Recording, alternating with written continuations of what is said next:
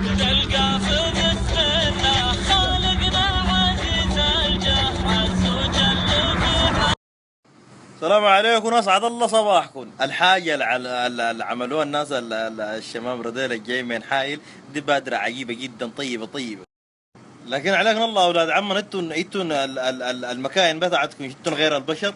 8 سلندر انتم ولا 12 سلندر ولا كيف؟ يا ما يديكم الصحة والعافية. هسه امس ان احنا شايفين بقى الاخبار الحادثة الصايرة بين السعودية وقطر، وان شاء الله ما بيصير الا الخير. لكن انتم هسه واصلين الدوحة يا جماعة، الله يرضى عليكم. ده حاجة واضحة واضحة يعني. احنا ما جايينكم من مومبو ولا من نيودلهي ولا ما عارف شنو. 5 اشخاص معناتها شنو. جماعة استهدوا بالله، انا لو مكانكم لهسه ما وصلت اخر محطة بيه حايل. انتوا مقاينكم شنو يا جماعة؟ الكاميرا جابتكم وين؟ انا عارفة الكدادين، ناس الكدادين دول ما بيمشوا غير ب5 ركاب، وانتوا ما شاء الله مضبطين 5. جبتوا بقى كداد وقطكم جنب سلوى، ناس سلوى، وجيتونا.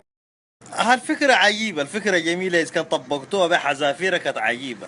لكن الموضوع الحكمة من المشي دي إنه تجي مشي، ما بتجي بها سيارة. عموما يا أولاد عمنا، الحمد لله على سلامة الوصول للدوحة.